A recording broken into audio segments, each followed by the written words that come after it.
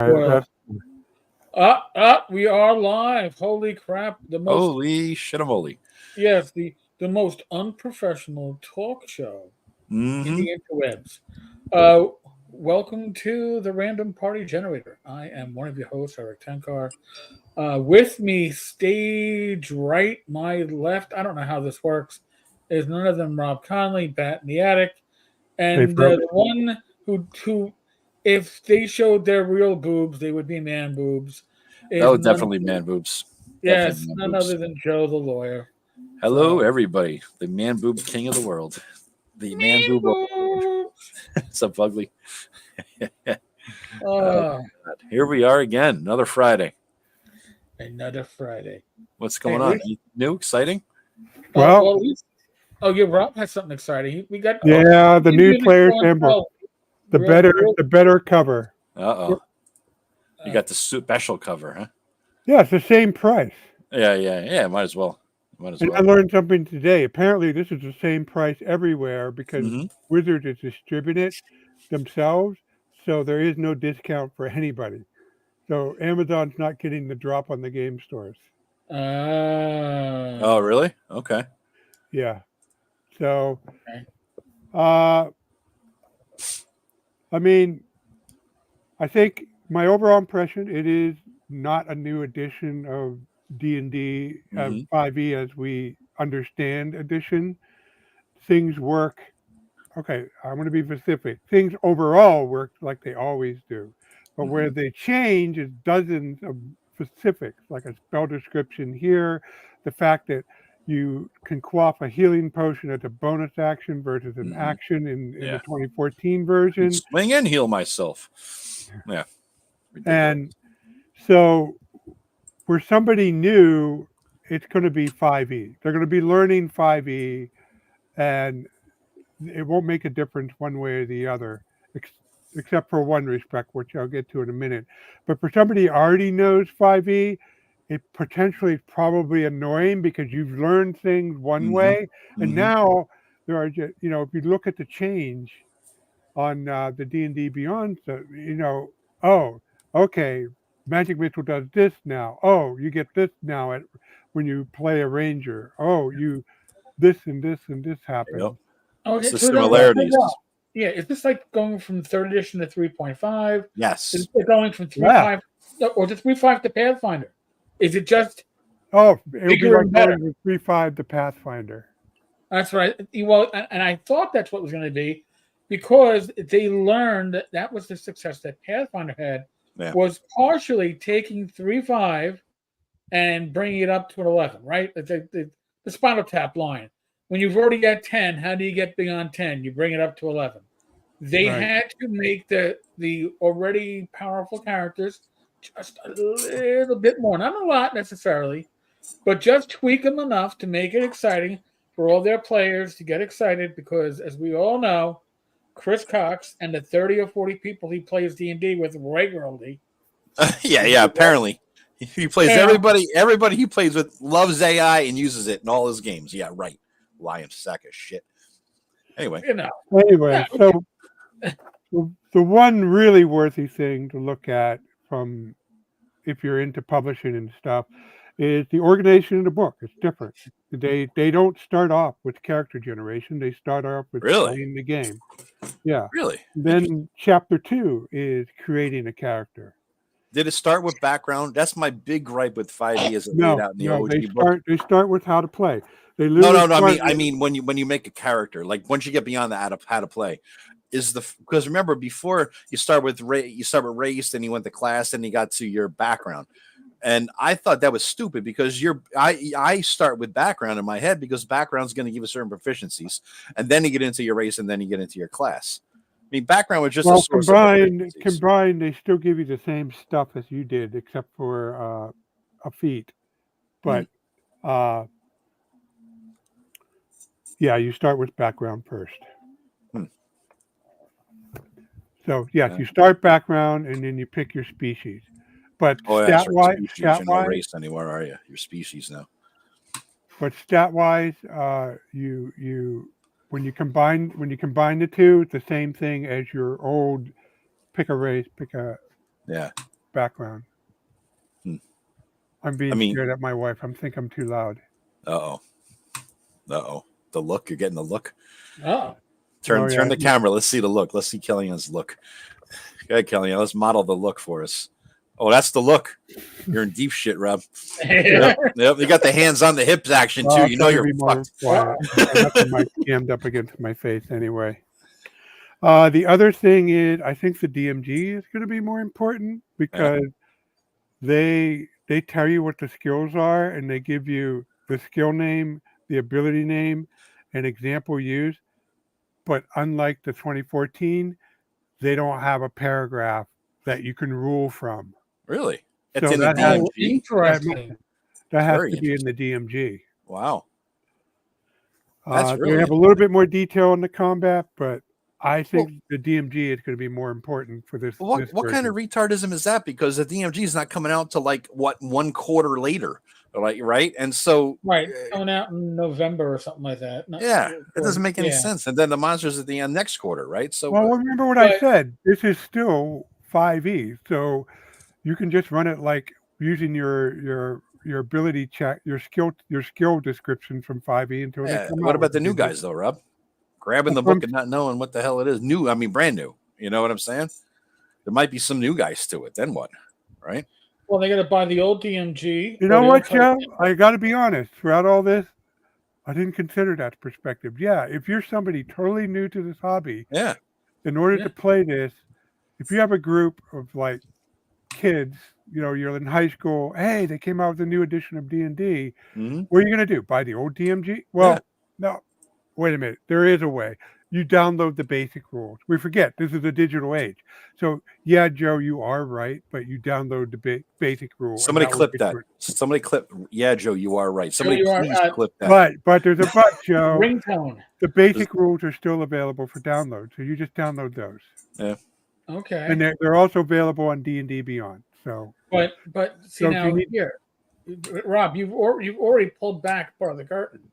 You have told us essentially that if you're going to be a player using the new 2024 rules, you need the player's handbook and the DMG. It's not like when we started with AD&D, where if you see a DMG in the hands of a player, not the DM, you should take them to the pole, Oh yeah. right, and strap them and give them lashes Mhm. for going in. God forbid he has a monster manual. I forbade my Now- brother from looking at those books because I DM'd. well, Right. here's well, as a player, you don't need the DMG. Well, you already told us you needed to know what your skills and feats do. That the explanation is not there. So Well- they're trying to steer everybody to Online. buying all the books. Oh yes. Yeah. You And- can't yeah. just be a player and just have the player's handbook without having to go to your DM. So how does that actually work? No, Either- you want to know how it works. Either that or they Nobody just gives a don't give fuck. a shit, Eric. They just don't give a shit about pen and paper players You're anymore. right and you're wrong, Eric. I mean, there's been eras when okay, let's take AD&D 1E. Yeah, that's what Because I Fugly lived through said. that. All I had was the player's handbook. In fact, because I didn't know OD&D existed, I Right. couldn't play D&D. Okay, we played it a little because we had the Holmes basic set, but it only went up to third level. And because we were like junior high, 14, 13 years old, and we didn't know how to. We didn't have the experience with role playing to plug the gaps until we actually were able to Right. have the book in our hand. So yeah, we were crippled until we got the DMG. Mhm. But the whole problem that you were alluding to is not new to the hobby. D&D has vacillated between the I'm not player's saying hand. I'm not saying Okay. it's new, Rob. What I'm saying is this was a conscious decision to remove that information from the player's handbook to make it more viable for the company to sell more DMGs than they Mhm. would otherwise. Probably. Right. not- If you wanted it- if you want the complete 2024 rule, you can't get by with just the player's handbook and Right. the monster manual. You need all three. Yeah. Right. Now, So you- technically, you still needed a DMG for 2014 for the magic items. Right, but that was, the DMG essentially going on from the second edition was, I wouldn't say it was an optional book, but it was less core. Mhm. You even saw that actually with Castles Crusades. They didn't bother putting it out for what, like 5 or 6 years. And even then, it was just optional rules, essentially. You don't. So they're making it more of a necessary book, but not just for the DMs, for the players. And I would not be surprised if there's going to be stuff in the monster manual that is going to be player forward that they're going to want to. But we're going to see. I mean, we already know they've got to monetize this, and they've got to monetize this hard. Yeah. And the article, I mean, we all look. There were multiple articles on it. I wanted to get as close to the source as I could, which is why I dug a little deeper. But it all comes down to WotC's AI, Hasbro's AI, is the way forward because it'll make people more productive. And I suspect the whole issue with them removing the names of the digital team members from releases coming up is because a lot of these digital team members are going to have jobs that are going to be going away, and this is the first step, or they're going to be using AI and Watchy. They're going to have to eat their own words They because let they're off not going all to. those people in December, Eric, and they promptly advertised their job again. Oh yeah. Oh well. Listen, we actually, if you were on the That was Discord, rich. if you were on the Discord last night, we actually had one of our regulars is a chief financial officer for a fairly big tech company. I actually own some of their products, and he said this is what companies do usually when there's a change of management to get rid of old positions. And he goes, and honestly, you talk to your legal counsel and say, how long do I have to leave that position open before I can refill it? Mm. And usually it's 6 9 months. And then you have a position open that is not the same title exactly. It's a new Yeah. position, It's a little bit but different. but it's still the same position. Mm-hmm. It's this happens. Listen, I got a new in my old job. I got a new inspector.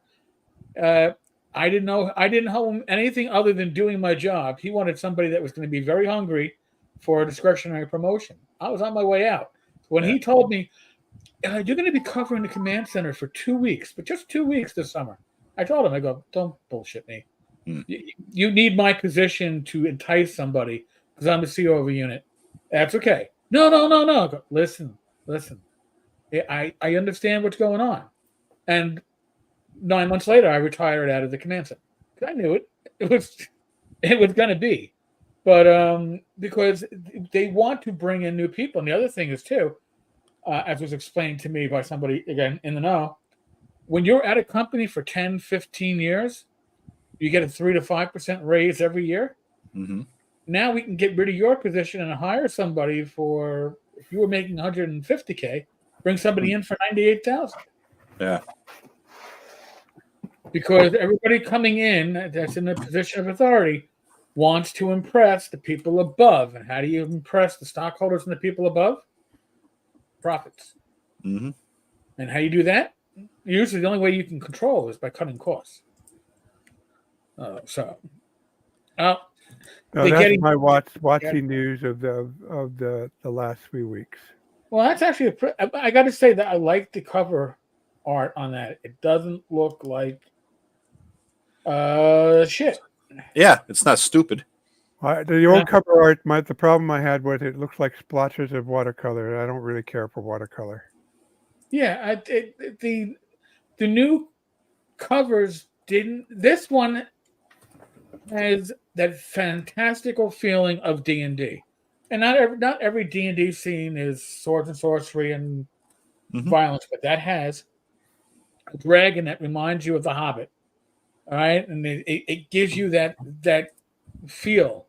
I don't really want to see life scenes of my fantasy escapism. That's when I escape into fantasy and my role playing, I want to do stuff that I wouldn't do in real life. I don't want to do fantasy banking. You know, accounting. I mean, once all that stuff happens, you know, papers and paychecks is not the game that I want to role play. So See, me and Rob get into that level of shit. That's the funny part. You know, that's that. I kind of enjoy the hell out of that. But yeah, every each their own. You know, right. Whatever works. Well, you and Actually, Joe, what I enjoy around is screwing around with the NPCs. That's really my. I'll do the papers and paychecks to get ahead, but I have no problem with it. But honestly, you got it's people like Josh, who's a friend of ours. Just telling that to our audience, but Josh, he likes the in moderation. He not to the nth degree, but he likes the paper and paychecks. Wizard Con, I will be there at Don's Con. So yes, you will be able to buy me a drink. Don's Con, I kind of like that. That's a good name. Don's Con, not Don the Con, but Don's Con. I will be at Wizard Con as well. Nice. So it's gonna be a lot of fun, and it's gonna be part of my regular con rotation. And I think it's just at the extreme of what I can drive to, because my goal is to only fly to one convention a year, and that is North Texas. But you going this year? Were you located in New Jersey, Eric? Excuse me? The Bronx? Are you in? I'm in Queens. I'm in the outer borough of Queens, so I'm physically on Long Island. The Isle of Long. Beat the traffic and get across the George Washington Bridge. Pennsylvania is a long ass drive. You can probably get there in 12 hours. Yeah, I mapped it, and I actually said what we'll probably do is going out. We're gonna probably find a hotel motel, not a no-tell motel, but about midpoint, like 6-7 hours in. I would. Well. Okay, just remember the center section of PA is a desolate wilderness, except for State College. Yeah, no, I figure I got to be able to do my I got to get to Western PA, not Centralia, and everything else in the middle of that extremely large state. Yeah, I know the east side and the west side have people, and the middle has expanses. That's it's one of those places you just keep driving and wonder, like, why, God, why? You know, give me some civilization. Then make sure you have toilet paper. Ohio. Oh yeah, the worst was Nebraska. When I drove out west, I passed through Nebraska. It was just one boring, fucking, desolate, Mad Max looking hellscape. The whole drive, it was just shit. No offense to any Nebraska people out there, but Jesus Christ, it was bad. It was bad. But we're talking, Eric, about what do we call it, Rob? A MeadCon 2, perhaps coming up here. Like that. That'll be up to Tim. He gets to name things. Yeah. All right. Better at it too. Just getting together with in like in Rob's area, because there's like there's like 4 people. You got Rob, you got Tim, you got Josh, and you got Jesus Christ, should I not have had the edible? Ken out there, and they live relatively close, so there's a hotel you can stay in nearby. You can rent a conference room. The hotels are like $3.99 a night. It's like, but nice hotels. Everything's cheap, right? So we're thinking about doing this.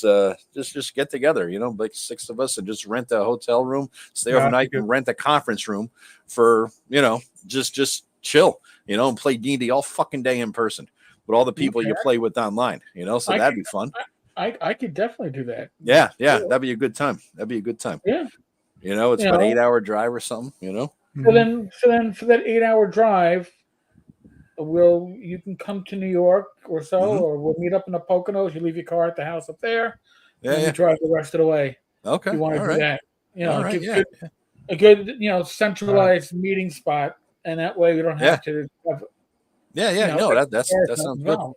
Yeah, that sounds good. That'd be a good time. And we're close. We're in a hotel.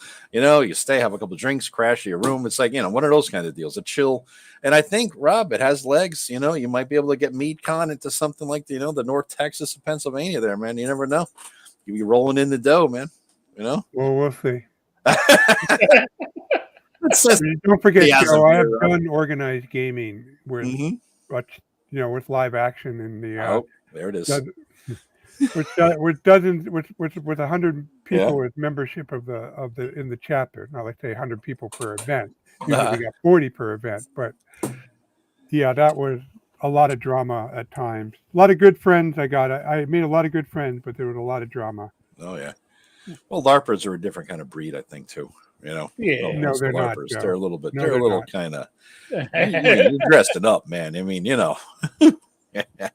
want to be trapped in a car with Joe? I will not eat beans at all. I might have some Taco Bell the night before if I feel like just busting balls the whole drive, but it will be good. It'll be a good ride. Yeah, that's fine. Yeah. And if Yeah. we meet in the Poconos, we'll both have about 2.5 hours to drive already in us before Yeah. we'll have that gas will have already been processed. True. You know? Yeah, no, it sounds like a good time. I mean, we'll I don't know. We got to figure out days and wins. We have some wins and Right. luck and all that stuff, but it's just an idea. I know my driving range to the east is southern New Hampshire. That's about as far as I can go in one go. Hmm. Could have done that for LARP. Of Well, you course. see, if it's important enough. There was an event in the southwest corner of New Hampshire, so that was where the camp was. But luckily, most of the time, I was able to combine a trip to a New England event by going to New York City, where my boss was, and doing work, and then he'll give me the option of when to schedule it. So I always schedule it. So the weekend the Friday I would be driving back, I would drive. He was on Long Island, so I'd drive to the Port Jeff Ferry, cross Long Island Sound, then head up to New England or Massachusetts to that camp, and then Sunday I would drive back all the way back to Meadville. Wow. Jesus And Christ. so You're a that way, maniac. You drove from ShireCon a couple of years ago, right at the end of the con. You just drove back. I'm like, Yeah. you're nuts. I couldn't believe it. You just fucking fled. well, I mean, I had a nice dinner with you guys, and it was Yeah. like what 9 o'clock or 10 o'clock when we broke up anyway. Yeah. And why pay for a hotel? I didn't just drive back. No, I did. I will say I did snooze for 3 hours in a truck stop, which is because I'm now in my 50s. So Mhm. I did not do that before. Before I would have just driven straight through, but I did, and I would have slept longer if my youngest son didn't call me and ask, Son of a Dad. bitch. And after You that, were right. I couldn't get to sleep after that. So I drove home, but I got home at 10 o'clock in the morning. So I had the Okay. whole day and Sunday to rest and recuperate. I would have just got home, went the hell to bed, and woke up Monday, dude. After all that driving, I mean, Jesus Christ. Hey, you talked to Tom from ShireCon. I didn't watch a show, Eric. Any new revelations? Anything popping that we have to look forward to here soon? Like 2 weeks away. Not Yeah, even. I 2 don't weeks think. away. Again, there's going to be food and drink on the premises. Like Yeah, the carts. menu looks decent. As And good adult, prices. as in adult beverages, yes, there's a bar and the Oh, it's yeah, the VA. that's That's right. wasted on me. Yeah. It's the VA. Yeah. So, what kind of food is it? Like food cars, food trucks, whatever, rather, or is it something they're cooking on premises? Like, They're cooking on premises. okay. Yeah. So it's a real hall. Nice, man. It's a real hall. It's Yeah. gonna be a good time, man. By all. Yeah. Which Yeah. reminds me, I got Oh, I'll have a small booth there selling my books. nice. I need to get I got to tell them what I'm going to donate for the silent auction, and one of it's going to be the D&D art book they released a couple of years ago. Oh wow, dude, that's I nice. still- That's a nice fucking book. I still Yeah, have art. one in the shrink. I have Wow. 2 copies. I got they sent me a review copy, and I had already ordered a copy from Amazon, so I have 2. So I still Yeah. have one that's in the shrink. I'll bring that one. Well, don't forget to And- mention it has a copy of the original Tomb of Horrors. Right, that's true. Mm. And what else am I going to bring? I am thinking of donating my Ogre Kickstarter box because I will Wow. never play it. And I'm that's- bringing because I fucked up on zine ordering, and I have multiple zines from who's it? Let me see here. Gary's Appendix 1, 2, 3, and 4. I have extra Oh, copies. nice. So I'm going to Nice. give those because I already got 1, 2, 3, 4, 5, 6 on another stack. So I'm just going to give these extra 4 because I'm like, I don't know what I was thinking. Like, oh, I don't have the first 3 or whatever. So I bought them again. It's like, son of a bitch. The other thing I have I'm going to donate is I have a lot of, I think 5 or 6 Astonishing Sorcerers and Sorcerers Hyperborea players handbooks. Remember the softcover PHBs he Oh put out yeah. for the second edition? Now third edition is out, but second edition is 99.99%, right? It's, So yeah. I figure out what I'll do is I'll donate like 4 of those books, and I'll just put 1 book per stack of the silent auction. And I'll just add it. You know what I mean? So if it's extra, right? Throw it in there. I mean, that's okay, right? He'll just say, "Oh, add it in." He doesn't need a separate stack, does he? Or no, but let him know what you're bringing. That's what I gotta do. I gotta let him know. So you can account for it in the auction. So you might make it just a stack of. Oh, I see what you're saying. Okay. Yeah, that makes sense. I'll take a look around. I have old Dragon magazines like dupes. I was thinking, but I have to dig them out. That's the only problem. That ain't like the ogre box will free up so much space. Listen, it's a beautiful. I punched the pieces out. By the way, the ogres are like yay big each, but I'm never gonna play it. I mean, where would I play that out? I said that at a convention. I don't even know what it is. You never played ogre back in the day? I only played D&D, man. We couldn't afford anything else. We were broke. Ogre was a pocket game from Steve Jackson Games. It was one of those, clamshell games. You had Ogre, GEV. It was a lot of fun. And we used to play it as a distraction, like as you're waiting for players to show up. You play a quick game of Ogre or whatever. But this is just too damn big. It was. You're talking about the big ogre box set? Yeah. And the Kickstarter really box is like 2 or 3 times the size of the regular box. It is ridiculously big. So that's what she said. Anyhow. Come on, anybody. You need that. You need the sound effects, Eric. I'm gonna upload all those sound effects here. Oh my god. All the good farts, everything. All right, so now here's my question to you, Joe. This is a little bit on the technical side. What are you going to be transitioning to? Oh my god, that word.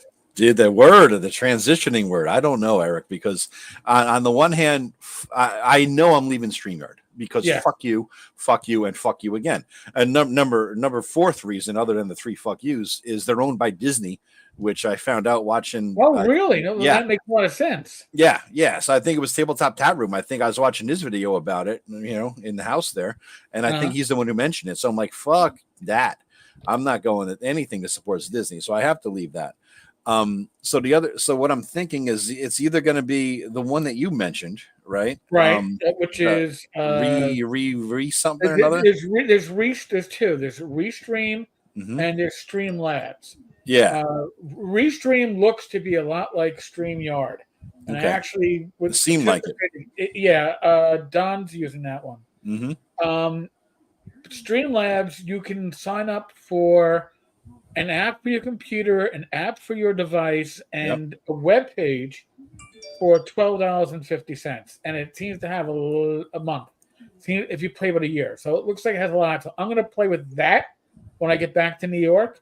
And if it's awesome, that's great. And if it's not, I'll try Restream for a month or 2 and see where I land. Restream looked decent. I just at a quick glance,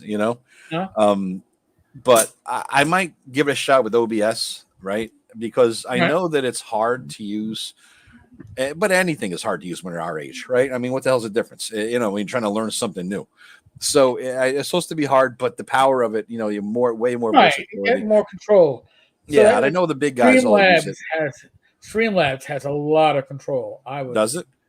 What's the cost though? Because OBS is free. Well, $12.50 a month if you go by the year. Wow, that's not bad at all. And that includes an app for your computer, like a standalone program, a web interface, and then for your iPad or your phone. So I'm going to dive into that when I get home. Because here's my little backstory, which I don't think I got to tell all this backstory. So I was trying to cancel StreamYard. And I go and I do a Google search on how to cancel StreamYard, and it tells me to go to a certain page. And at the bottom, there's a button. No button. Huh. So I send a quasi nasty gram Yeah. to customer service, and I get an automated reply telling me to do what Google search told me to do. And I said, Yeah. basically, listen, Fuck I you. It tried doesn't that. work. There is Yeah. no button. So then I got a human response. It's like, well, listen, you can go and just downgrade to the free plan, or and he gave me a link, or they gave me a link. So I went to the Okay. link, and as I went to cancel, they offered me a 30% discount. I see it right here. It says StreamYard account settings, and then there's a button that says delete. Delete the account. That's Yeah, not there for you?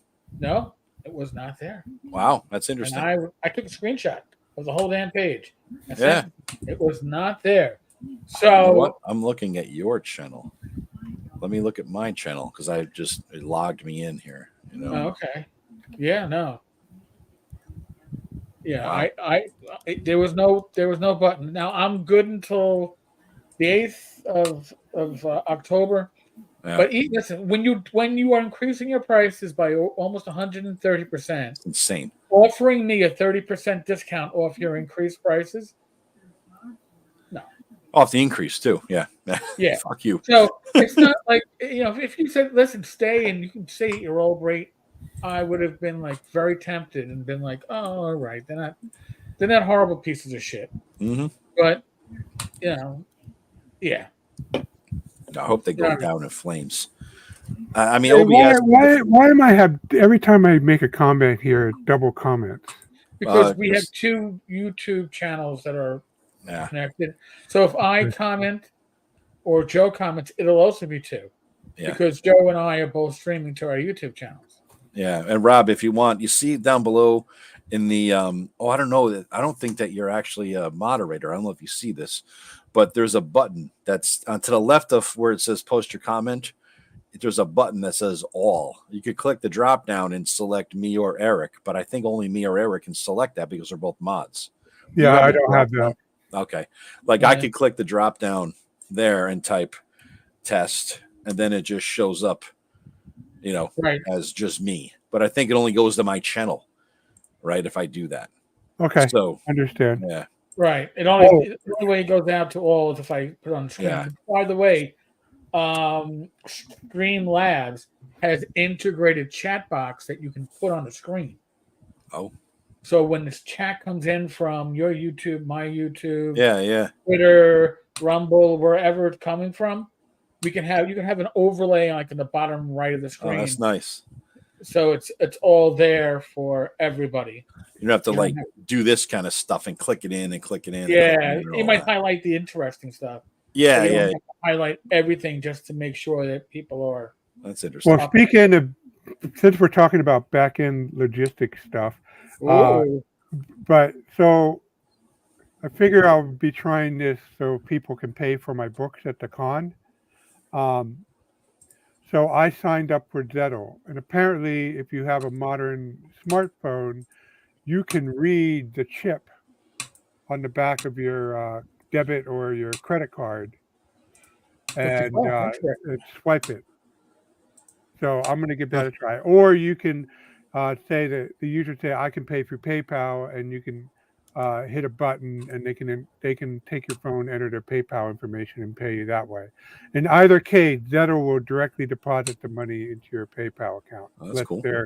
Less their 10% fee. Yeah. Hey Flint, you're saying you're going to do more CNC content? You mean Castles and Crusades? That's interesting. Very cool. Not too many people are talking Castles and Crusades. You know what I mean? They don't. It's like it's there, and I back most everything they put out because they're cool dudes, and I like to support them. But nobody really talks about it. It's sort of like in a niche corner. It's not. It's OSR ish, like almost kind of like. You know what I mean? It's like Osric, Joe. It's there. It does the job it's supposed to, and it does it very well. But because it is completely 100% open content, the people who talk about and more importantly make stuff, they're not too interested in working with it. Yeah. That's why. The Siege engine is proprietary, and now they've pretty much like other companies, they're stepping away from the OGL. They're trying to they don't want to get caught up in in Purge 2.0 whenever that comes up again.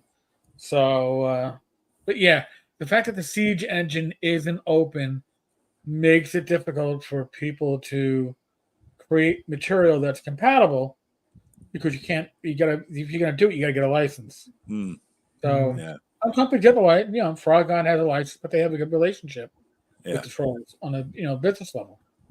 But for you and me, it's not like with OSE, and it's not simple like Shadow Dark, because Shadow Dark is not 100% open either. But Shadow Dark is so straightforward, so open, and the same with OSE, because it's the BX that everybody knows and loves. So you can approach OSE at an oblique angle using the regular open content we have. So those are more amicable for people. It just that's the added for all the years I've been involved with the OSR, the system that people like to talk about and stuff are the systems that they not only enjoy, but they can actually share materials while keep asking permission to do so. Yeah. Chris, I don't know an old video of yours. No, dude, I don't practice. I never really did. So you would not have seen me do a workplace discrimination or accommodations video, man. A different Joe the lawyer. Different Joe the lawyer, yeah. But it's funny that somebody sounds like me who's doing a video, because usually those guys are like stuck up, pull up their ass HR type assholes. So I'm surprised. Besides, the workplace discrimination and accommodation, that wouldn't no. No. It's all about Grace. Yes, it is. She's kind of hot. They hired somebody named Grace to do readings over at Troll Lords, and she's like the equivalent. I don't know. I'm not trying to diss her. I don't know jack shit about her. All I know is she's a young, cute chick, and she gets on a lot of streams with them. It's like booth babing it. You know what I mean? So whatever works. Yeah, man. whatever works. Yeah. So she's like a nice girl, and she plays D&D, and she reads poetry, and she reads Steve's books. Sometimes he's written fiction, so she'll read them out loud. But it's like, you gotta, somebody like that in there, it helps. Yep. Especially for the old fucks who like us, God, I think it helps all around. You can't for hurt different reasons, though. Oh, is Kellyanne still not in the room? I hope, Rob. You're gonna get that hands on hip look again if she knows what we're talking about. Start talking cute young girls. That is so far from what my MO. I know. That's the funny part of the joke. I ran CNC for the first time in North Texas and enjoyed it. Did not I need to go a little deeper. Making vids helps me learn it more. Yeah. Oh, now, yeah. The weird thing is that the thing about CNC that I hate, and it's so integrated into the game, is their stupid Siege engine. I don't like it at all. I don't like the whole thing. It's like nothing about it. To me, it's too weird. So, and I don't like all the classes. So it's been a while since I ran TNC, but it kind of serves the same function in my Majestic Fantasy, my skill system, and you don't seem to dislike my skill system. I'm not saying you would use it, but you didn't dislike it as a player either. I don't like the simplicity of their mechanic for the Siege system, where it's like you're using a prime or using, like, if it's a prime score, it's X, and if it's not, it's harder or easier. It's just, and I don't like having all classes have access and ability to do all things. My cleric is not going to be able to pick a fucking lock because he's not a goddamn thief. That kind of a thing. I don't like any of that. I like class. But that's how it is in 5e. I don't like that either. Yeah, I don't like any of that. There you go. You're consistent. I'm always consistent. And I take it you don't like that in my system as well. No, I don't like. I like class protection. You know what I mean? I like to be like, if I'm a thief, then nobody else could do my job. And not only that, it's. I mean, have you ever tried? I bought lockpick sets as a cop, very curious in it, and I've even bought, practice locks that are made to be clear, so you can look in it. You know what? I could spend hours picking that lock, and if I get it open, it is pure luck because I can't repeat it. Yeah. So I can see certain class protections being legit. Like, everybody should be able to ride a horse even poorly. Once you're shown how to do it. Exactly. That's fine. But if you've never swum before, if you haven't gone swimming, and I throw you into a lake wearing leather armor, bye-bye. Guess what? You're going to feed fishes. So I don't have an issue with there are certain things you need to be trained with. Yeah. Listen, anybody can fire a gun and potentially hit something. Yeah. Fire it well, so you get that first shot when you is going to be something different. Mm-hmm. But firing a bow isn't that simple. Because firing a bow, you actually have to know how to notch the arrow, how to pull it all back. There's more going on than the simple pulling of a trigger. That's the reason why weaponry advanced over the years to be idiot proof, Yeah. kind of. I mean, crossbow. You know? So, I mean, think about it. Right. Longbow versus a crossbow, same thing, right? Right. You know? Anybody can use a crossbow once it's been cranked, point and shoot. Hey, Flint, You know, you want in, man? It looks like Flint's got some. You want to join us, Flint, and talk about your love of CNC and Y and all that? We can send you a link, dude, if you want to hop in. Yeah, let me. I think we're. He's on. I don't know where the hell I get Flint at. I'll get him. I'll get him a link in Discord, Flint. I'll send it over to you if you want to pop in. I know I have you on Discord because I'm kind of curious. Because I want to like it. God damn it. It's like that. I want to like this thing, but okay. Since we're going to talk about CNC. He's a reach around. This guy's, it's coming. At least he's wearing pants. Thank God. It's not the tighty whitey fiasco again. Jesus Christ. Okay, what tradition is that? Which printing is that? Yeah. They don't do edition. Oh God, it's one of the early ones. I have the first printings, and that's the ones where you can literally count the typos per page. Yeah. Hey My Flint, God. who what the hell is your name, Flint, in Discord? I thought I had you in Discord, dude. Where the hell are you? This one is copyright 2006 Trollolord Games. Flint, what's your name in Discord, Flint? This might be a first printing too. Is it a first printing? No, it can't be because they were. It was print. I think the first printing was 2000. Hold on a second. No, it wasn't. I guarantee. I know when CNC came out. It came out in the mid 2000s. There you are, Flint. Okay, Master Splinter. 2004. Right. Just shout it over, right. Flint. I was trying to do the math in my head because I was a sergeant on patrol, and I remember having one of the Crusaders magazines with me and reading it on a lunch break. So 2004 it came out in. Okay. So that's probably a second or third print. It's same with the first. I would say that's accurate. Second or third print. Yeah. I had that version somewhere. Same cover. I don't know what version it is, but I got that cover somewhere. They're notorious for like their shit editing too. It's funny. They just don't care. Whatever. We'll figure it out. It's gotten better. Yeah. But I think it's gotten better because of software. They keep reprinting the same thing, and eventually it gets fixed. Yeah, the population of users is they're the ones who are fixing it up. You know what I mean? Hey, typo on page 92, man. Told you about that 4 years ago. Oh yeah, sorry. I think that's how those guys are. The thing I don't like about their games, their modules are the maps. The maps are such low quality. They're like somebody took a ruler and just like there he is. It's like somebody took a ruler and just like drew the most basic bitch maps. What's up, buddy? Hey. Flint, you've been here before on our Friday night shit show? Really? Is it first? No shit. Oh, you're nice. That's wait a minute. I think we need an audio check here. Yeah, no sound coming through, Flint. We're not hearing you, man. Some reason. It's the reason why we are the random party. Okay, we're good. There we go. All right, excellent. Eric, have you met Flint? Vice versa? I don't think so. Oh, welcome. This is Flint plays with us on Monday nights. Our game with Tim. We met briefly at North Texas. Oh, okay. Okay, yes. Moved along. All right. Well, I've chatted a lot you in the comment section, but this is the first time we met video to video. Oh no shit. You guys either, huh? Yeah. Jeez, that's weird. Yeah, that's strange. It's like the crossover here, Yeah, because Flint was he was always a participant in our Monday night show that me and Tim were doing, and Tim decided to run it. And I said, well, we need a couple players, and Tim's like, why don't we reach out to the audience? Flint's always here, let's ask him. Like, so yeah. Well, one thing out of the way, Flint. If you click on anything of mine, you don't see the print option. like Well, Black no. Mar? When I check out, it gives me $14.99, which tells me that either the person who is behind it, who is whatever, is not doing prints. At least that's how I get it. Is say, oh, they're not doing prints right now. They're not making hard copies.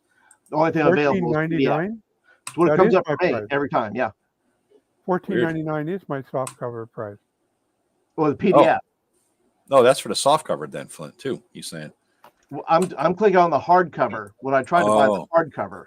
Oh, that's weird. Ooh. It may just be something weird for me. Yeah, maybe Might be fucking your sales, Rob. Castles and Crusade stuff ready. Yeah, the PDF is $14.99. The soft cover is $19.99, and the hardcover is $24.99. That's And right. there's two more options that have the PDF included.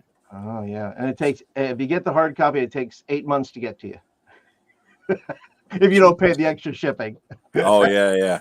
That's how they are. Yeah, I've had things take 7 weeks. By the time I got it, I forgot I ordered it. It's like, what the hell? I've gotten things from Raggy in Finland in 3 days. Yeah. Oh yeah. Yeah.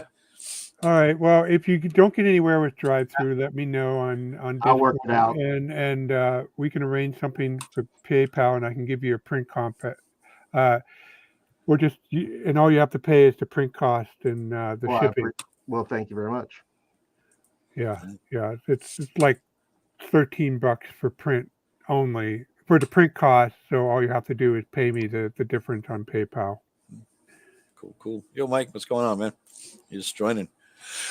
Had the Joe SR. I like the climbing the mountains. Has dubbed this the Joe SR. The Joe SR is a lot better than the Bro SR. What is that, by the way? I was wanting to get into that a little bit. All I keep hearing is I have one comment. Joe needs to do a video just on the Bro they SR. I would watch that for days. They are a quick study, as you can see. This is one of their source texts. Yeah. This is all you have to read. All I understand is that they use, like, I heard these people use like strict timekeeping, like you like a day passes in our life, a day passes in the game world. What kind of retarded shit is that? Rob, I'm pretty sure that is like the equivalent of a chick track that you used to hand out in the 70s when you were evangelizing people. You'd hand this out and go, do you know about the Bro SR? Do you know the Bro SR is your Lord and Savior? That's my Lord and Savior? Hell no. I am the God of sandboxes, or one of the original gods. There are other people who have done equally good work in sandboxes, but no, I am the sandbox. Take no God of sandboxes before Rob. No, there are others. There's the guy who does the red tide, I think. And I don't exactly agree everything with how the West March campaigns are run, but it's a very good way to approach it, and they run sandboxes. All right. I think the issue with the Bro SR is that they believe that they are or at least that what they state on Jeff Rose stuff is, we are the only right way to play. Yeah, and that's the way you get into fistfights in gaming. It's like it's like stepping into a bar and telling everybody, "Hey, if you're not drinking Bud Light," and I'm going to say Bud Light because historically, if you're not drinking Bud Light, you're that's nobody cares. Well, Bud Light these days, you might get a whole different kind of reaction. Well, you might get a butt upside the head. But listen, at least it's a point of view, right? I mean, if you're gonna die on a hill, I guess go ahead and have your point of view, and at least they have one, No, that's fine. That's what. Listen, a lot of OSR had a point of view.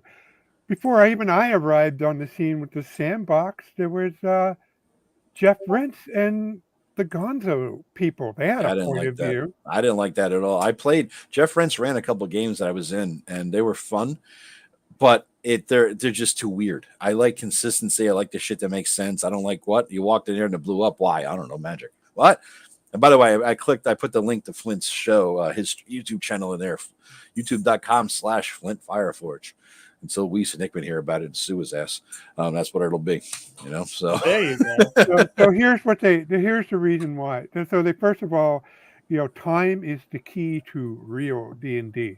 Back in 1979, Gygax famously pounded in all caps in the harshest dictum in RPG history. You cannot have a meaningful campaign if strict time records are not kept. What could have that meant? And then later on, after a bunch of expounding, uh, right out of the box, original D&D took it for granted that you would have many different groups operating at once in your campaign, which is true. I mean, yeah, if you don't have a life or a family or even a job, yeah, you could run D&D 3 or 4 times a week with as many different groups, and all of them are doing their things. And yeah, you're going to kind of have to get your time records straight if they're all going to the same site. Yeah. But you know that there's a lot of if, ands, and maybe in that sequence for that strict time records to be relevant. You could be like me, have a group at college and a group at home running in the same campaign, but they're in geographically separate areas, so they could kind of interact with each other. But in reality, they're like 100 miles apart, so it doesn't. I keep track of where they are in time, but I don't need to keep strict time record because they can't affect each other unless once in a great while. I've had that where I had two groups going at once, or a group split off and did two different things, and I've had to keep track because they were on different timelines of what was going on with this group versus that group. And I just labeled them G1, G2. For a while, I was doing it with you guys with the. I remember that, yeah. And I was trying to keep that straight until I was just like, you know what? I'm not going to try to force the timeline, convergence, because that's bullshit, right? That takes away all the sandbox aspect of it. So what I just decided to do is what one group did is parallel universe-ish kind of stuff that may bleed over in my own head if I want it to. Like, it's not going to be your group. It's going to be like, there's rumors that an adventuring party went south and blah, blah, blah. And yeah, it's your group, but they don't know it. And I could fuddle with the timelines at that point, where instead of being 2 months ago, it was 3 days ago, right? If my needs as a DM require that, or it could be vice versa. Could have been, 3 months ago instead of the actual 2 days ago. So it gives me flexibility. But you do need to keep track of stuff if you are doing two groups at once in the same location. That is important. But I don't ever remember Gygax saying that real life must mirror the game time. That's kind of stupid. I don't remember that anywhere. No, there's a lot of stuff written that we don't strict remember. time records. Yeah, within the game, Yeah. By the way, Bad Mike has a good point. What's that? And since Joe was here, it's a very good point. Every single group that has told me they only do run as written, raw. Within an hour of playing, I can count the house rules creeping in. Oh, yeah. There's no house rules creeping in with Joe. It's 24 pages. As we add more, the font gets smaller. Yep. It will never get beyond 19 pages. All right. The word count might go up. but it you know what? It's certainly 2E. It might not be how I ran 2E. May not be how you ran 2E. And now, for anybody to talk about, you got to run AD&D 1E by the book. It's retarded. And it's quoting Gygax when saying it, then has to also remember that Gygax later on said, I never ran 1E by the book. Right? He didn't. He never did. Because the way 1E was written is the player's handbook was pretty well organized, and the Dungeon Master's Guide was a smorgasbord of sometimes random information shoved in that Gygax said, this sounds cool. So why does psionics have nothing to do with any other system in the game? Why is unarmed combat a whole other system than going back to your... Eric, there's one single point you can make that just blows their argument all to water. All right. How do you handle initiative in combat? Oh, forget it. You can't. I mean, AD&D contradicted themselves in the 4,800 different places. There are so the guys over at Knights and Knaves, they're the ones who where the chair that they give a lot of feedback and input and supported the authors who, Stuart Marshall and Matt Finch, who wrote Osric.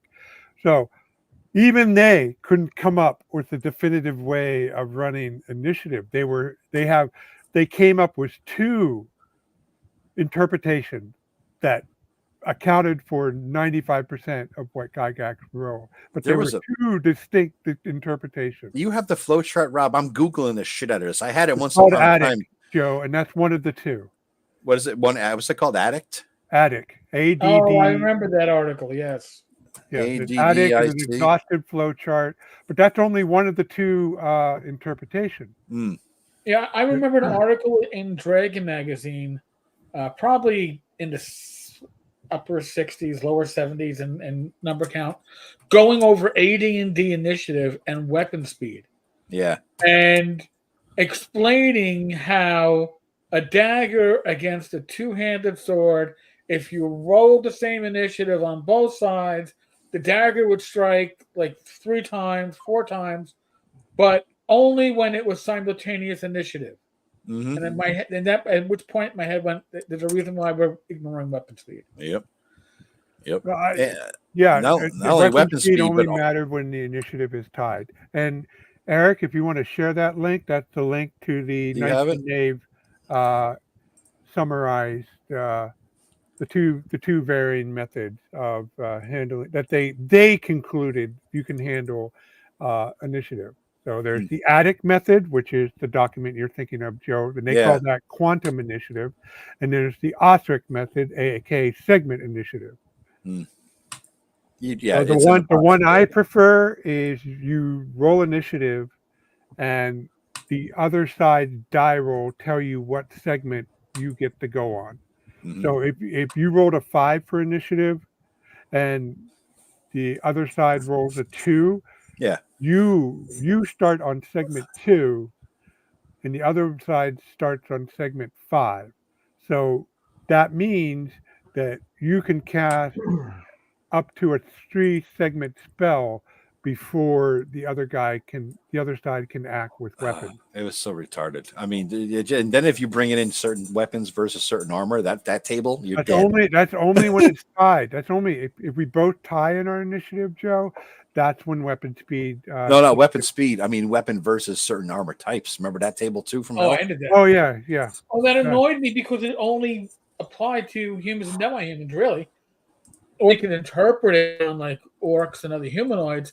But what is the armor class of, I don't know, a rhino? What's the armor class of an ogre, the base armor class that I'm supposed to be doing this armor class adjustment for? Mm-hmm. That got ignored very quickly. Yeah, I didn't understand it until 10 years after I stopped playing it. I'm like, that's what it means? I understood it, but I just didn't think it was useful. Again, and this is part of where the Bro-SR comes from, is that they believe that because D&D and AD&D has its roots in wargaming, that you got to bring all that stuff forward. And you don't. No. I mean, a lot of us, I would gather most people that started playing in the first 5 years of the, if you started playing, actually, I should say it, D&D was published in 74. If you started playing 83 or earlier, the first 9 or 10 years, most of us did not come in with a wargaming background. No. Most of us came in because we saw friends playing. Your friend introduced you. 84.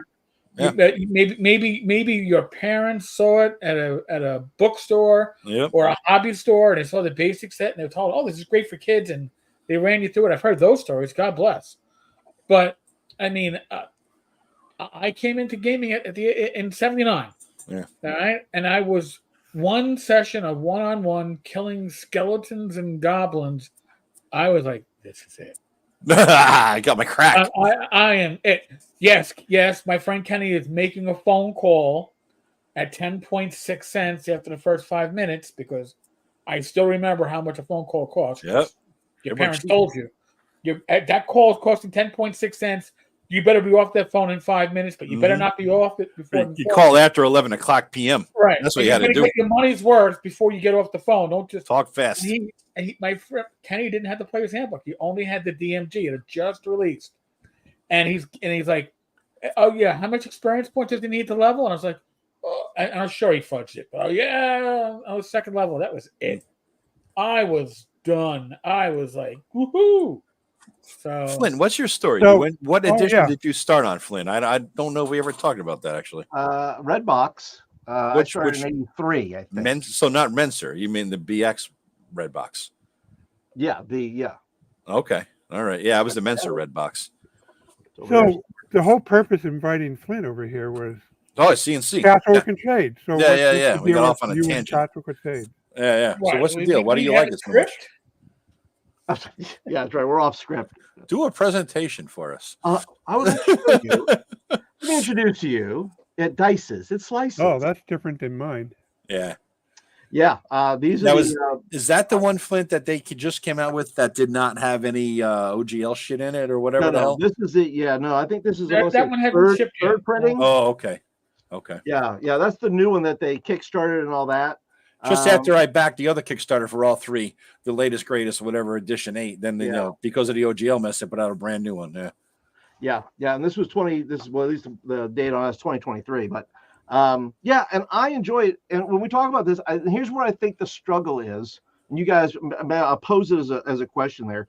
When we look at things or any text, rule book, whatever it may be, it is a struggle of interpretation of between how much limitation you want, right? In other words, you're doing something, doesn't matter whatever the text is or the rule book is, whatever it is.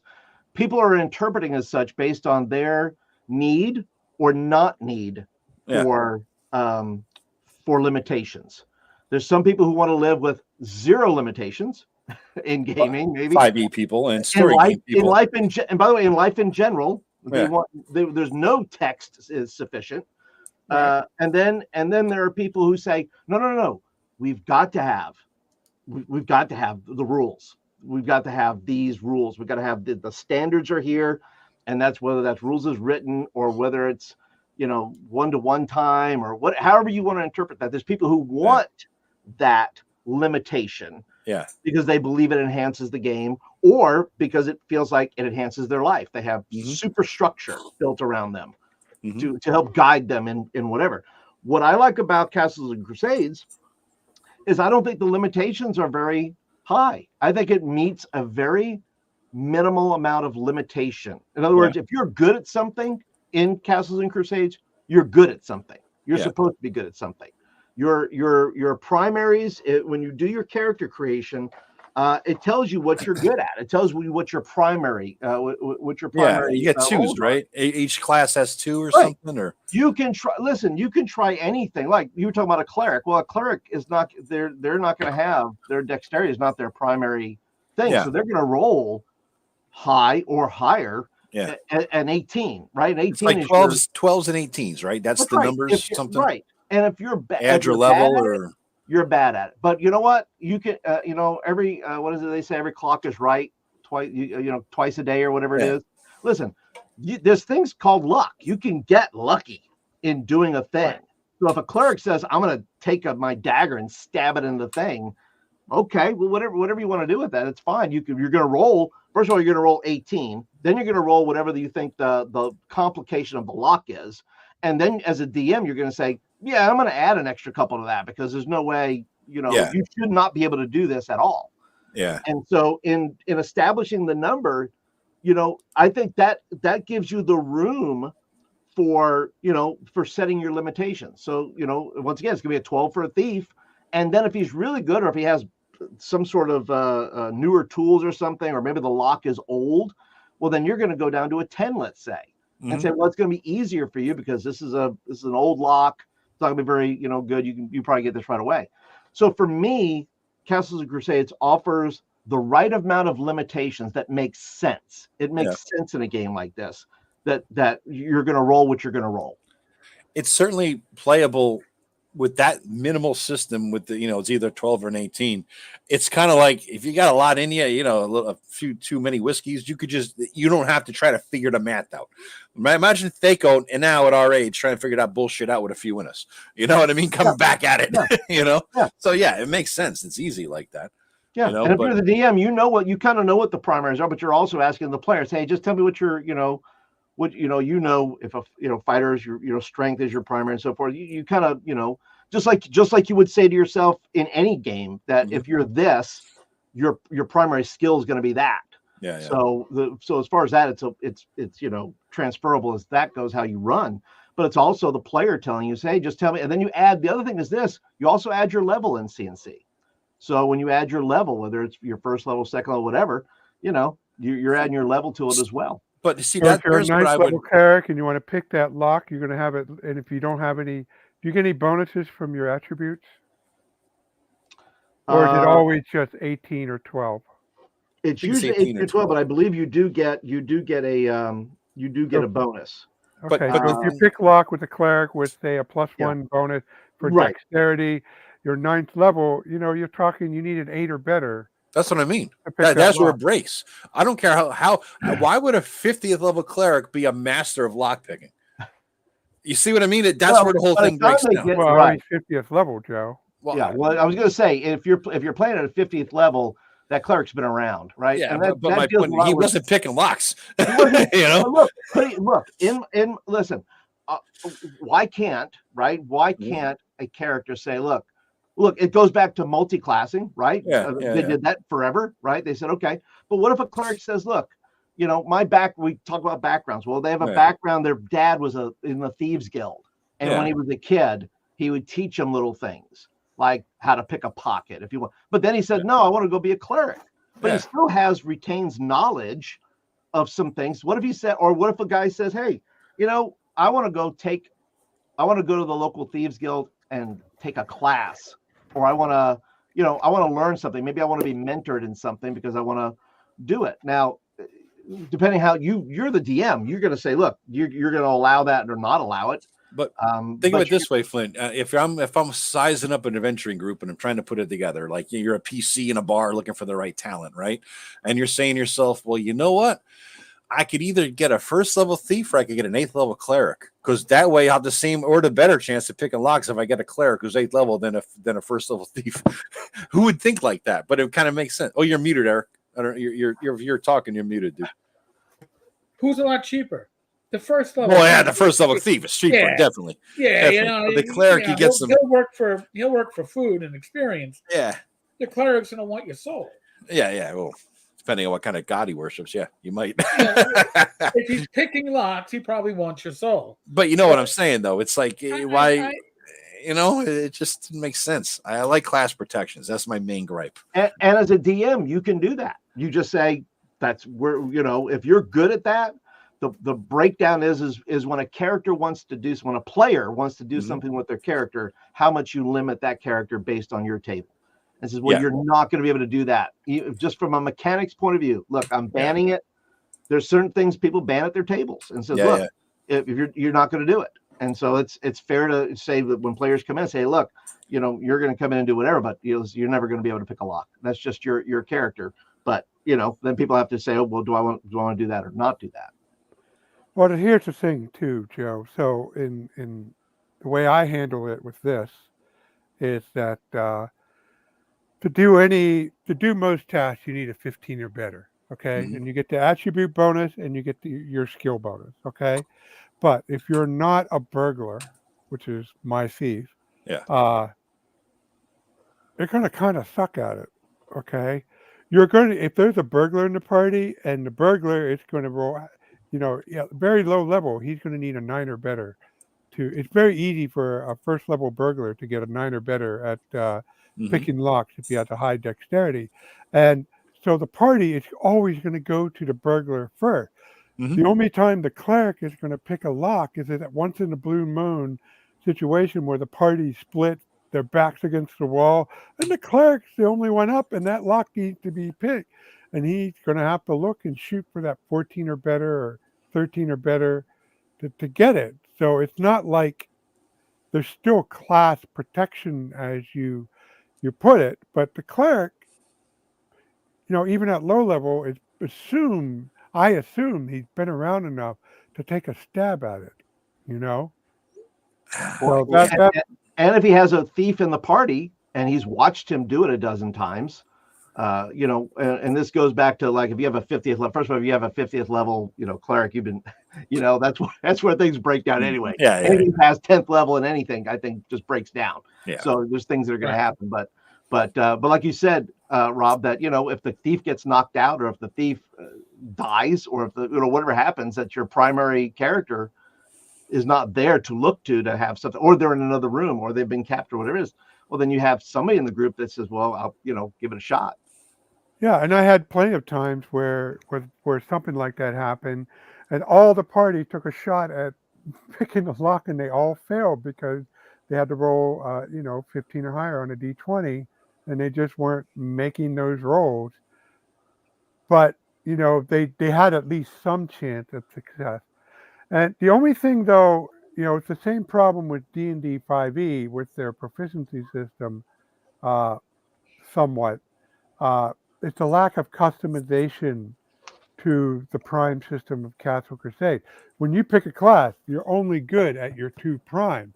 With Yeah. D&D 5e, you don't really have free proficiency except one time at first level. And then after that, it's all dictated by your class, which is why when I designed mine back in 2009, I give players some free points to spend on. If a cleric wants to be a little bit better at pick and lock, they have a bit of points to spend in it. But they're always going to be better for theology because that's their primary training. Yeah.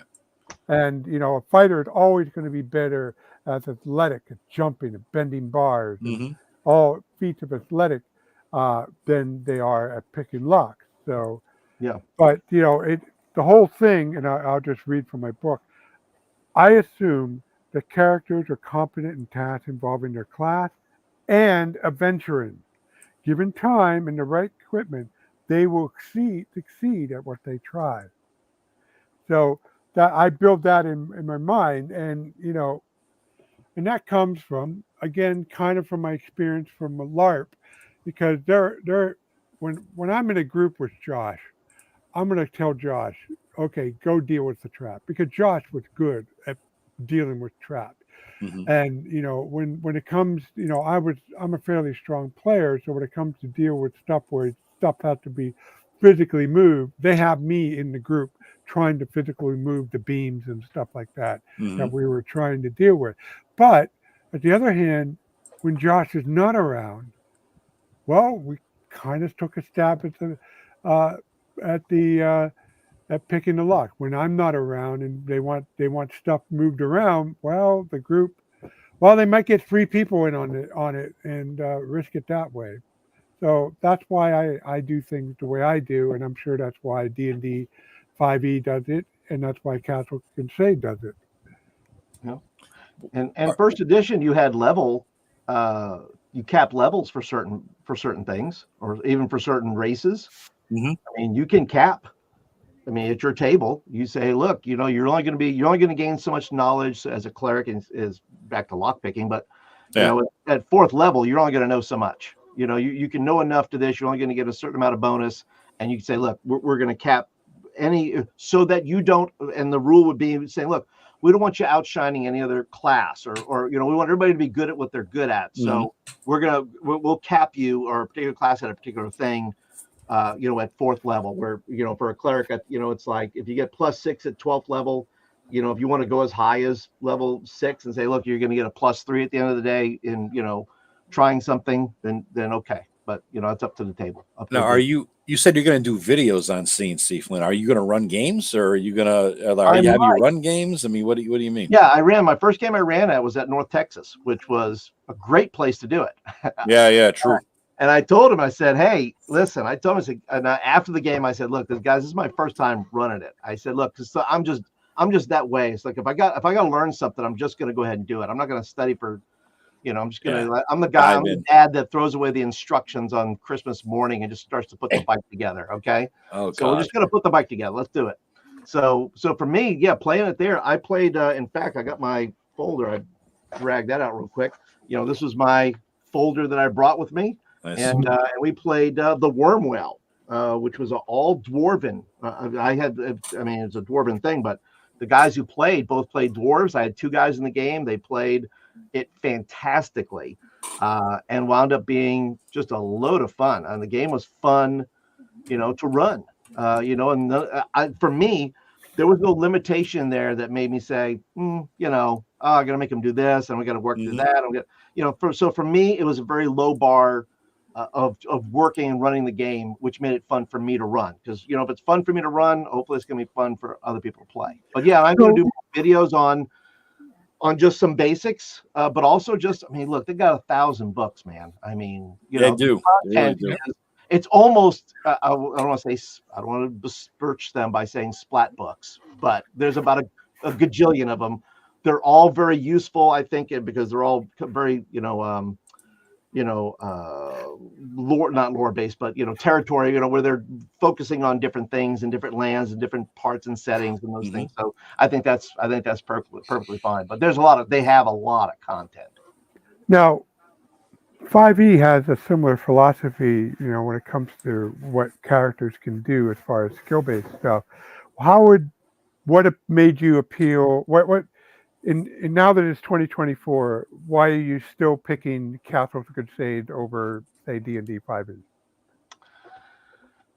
I just think a part of it is maybe my penchant for new things and not rehashing old things. Maybe it's my new worlds, right? Maybe I'm more into Aired. Maybe I want to discover some new ideas for me, versus saying I'm going to go back to we're going to do. And there's nothing wrong with it. Look, I'll still run Greyhawk or Dragonlance or in those settings and those things. But for me, I like new challenges. I also like to explore just different, coming from different writers, coming from different, guys who are writing those things. So for me, choosing CNC is more of a challenge in the sense of learning a new world that I don't already have a bunch of knowledge from, that I can already see where the thing is going, where I'm going, and I don't have to question anything, right? I don't have to go, well, that's not right. That's not in this. And I'm not comparing additions per se. And I'm not doing a lot of things. I'm just focusing on the world and letting the world be the world. And so it's not causing me, I'm more interested in that. And it is true, and maybe hopefully your experience. So when TNT first came out back in 2004, one of its chief selling points that it was a drop-in replacement for AD&D 1E. So you can take Tomb of Horrors, you could take Keep on the Borderland, and you still had to sub in the CNC version of the character of the NPC or the monster, but otherwise the adventure would play as expected. Is that your experience with CNC? I have not tried to play a AD&D with CNC mechanics yet. So I will report when I do. But I have not. I could see how that would be, though. I can see how easy, for at least I think how easy it would be to do that. But I've yet to have that experience yet. I'd love to try it, though. I'd love to play, Keep on the Borderlands with it, or it shouldn't be that bad. I mean, honestly, people get all bent out of shape, like you were saying, Eric, before about, well, CNC has its niche because it has a license, and you can't write a module for it. But Jesus Christ, all the old school modules are 99% the same DNA. You just flip it over, and it's not hard to do, right? I mean, for new people, maybe they're not used to it or whatever, but do it on the fly and figure it out, right? I mean, CNC. I consider it to be like it's like proto OSR, in that it showed others, hey, you can take this SRD for third edition, and you can recreate an engine that will emulate old school play. Now, people, I think that Castles of Crusades is in this weird place because it's like a Rosetta Stone.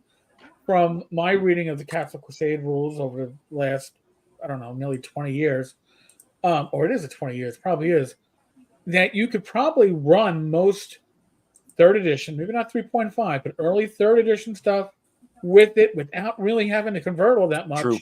It was and D20. And at the same time, run stuff from AD&D, 1E, 2E, basic, because it is in that middle zone.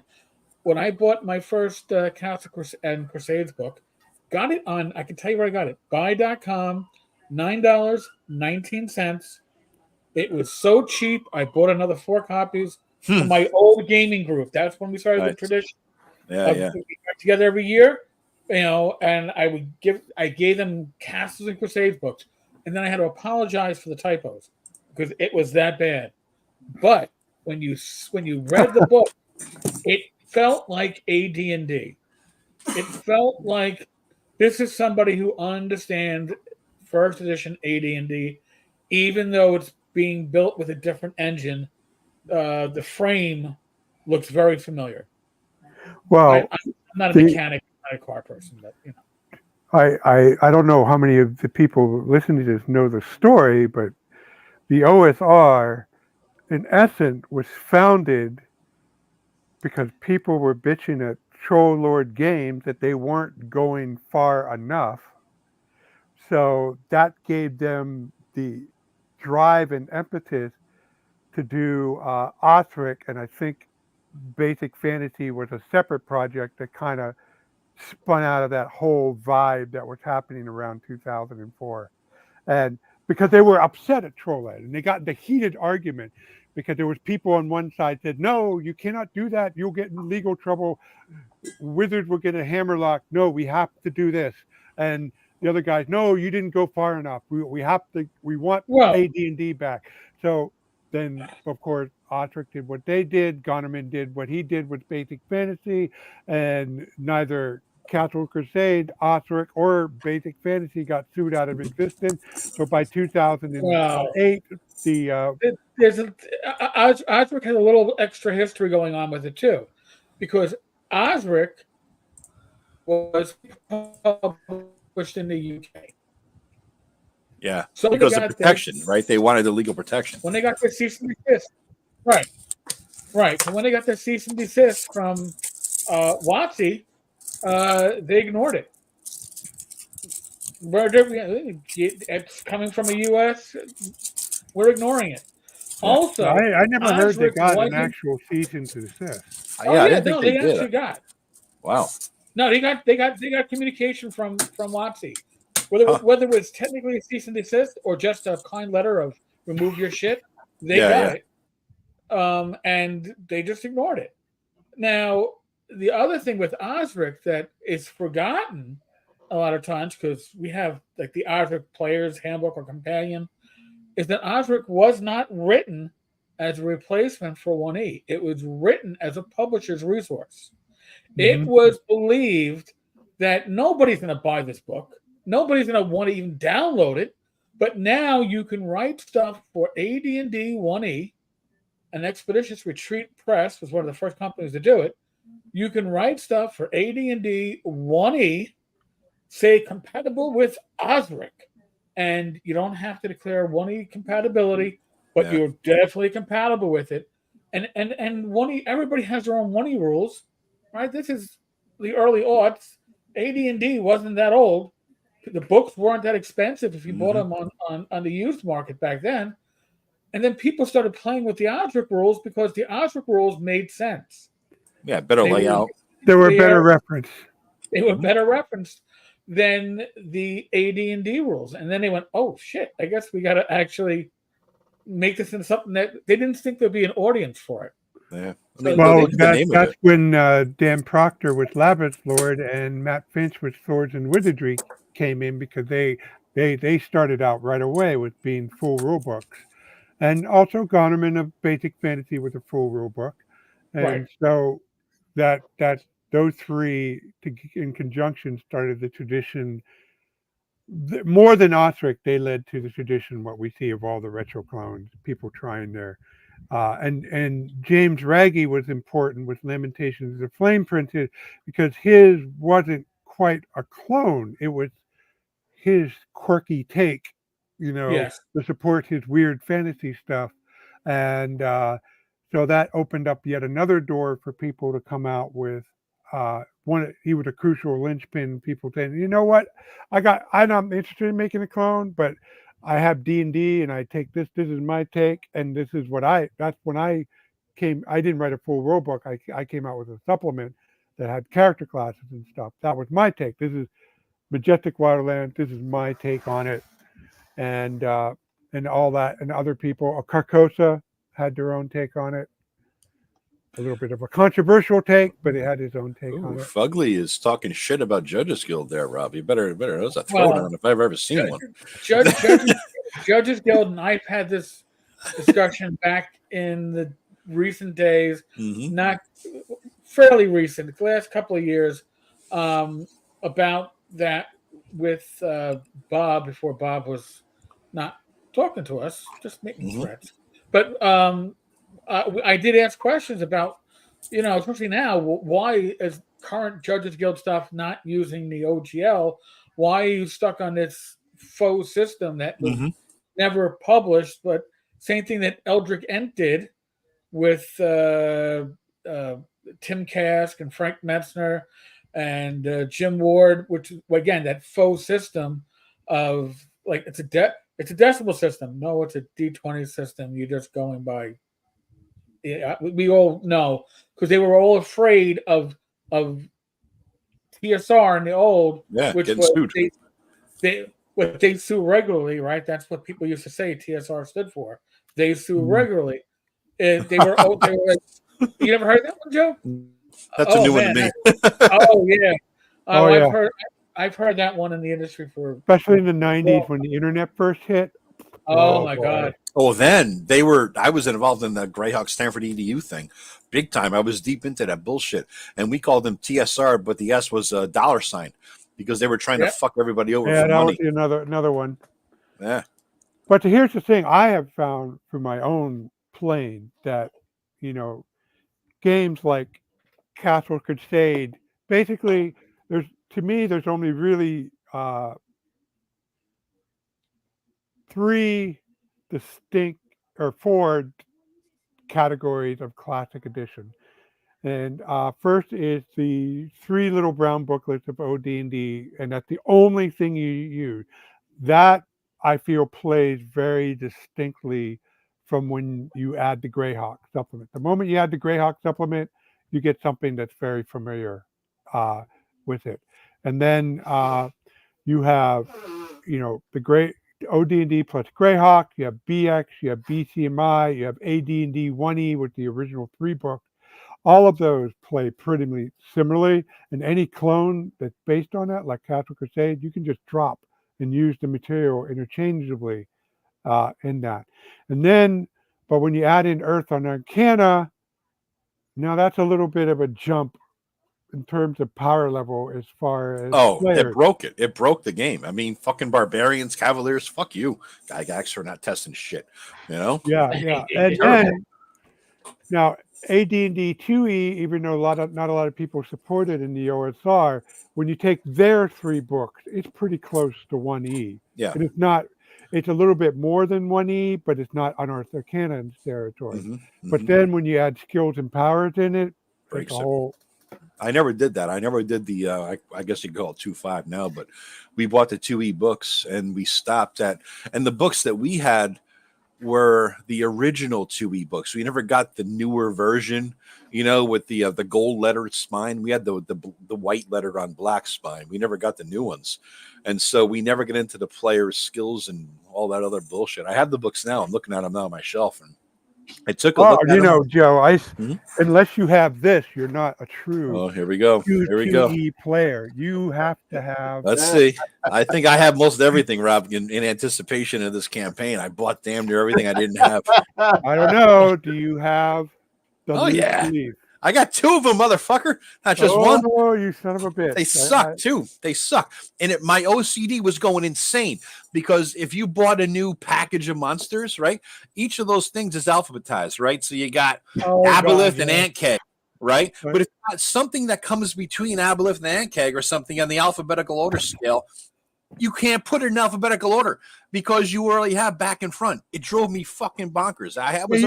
You're right. And by that time, I had Harn, and Harn's always did it right, and I was so disappointed. Why can't these yahoos at Columbia Games, a small company in Washington, can do it? Why can't TSR do it drove right? me fucking nuts. I got two of them over on my shelf right now. I'm looking at them. Yeah. Well, one of them is the Forgotten Realms one, right? No, one of them. They're both the Monstrous Compendium, Volume 1.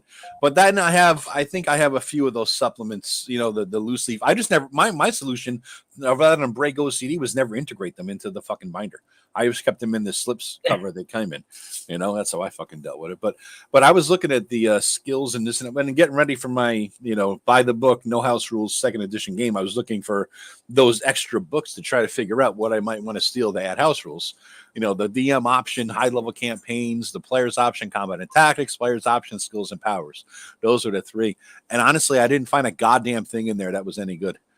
I think the skills and powers, I took some spell stuff because they changed druid spheres in there. I thought it made a lot more sense. It gave them some more power. So I took that. Other than that, I didn't use anything, I don't believe. Yeah, I encountered skills and powers when I was at a LARP event. And we had long one. There was a period of time when we had a 2-week long one in the summer and a week long one, and so there was a lot of downtime.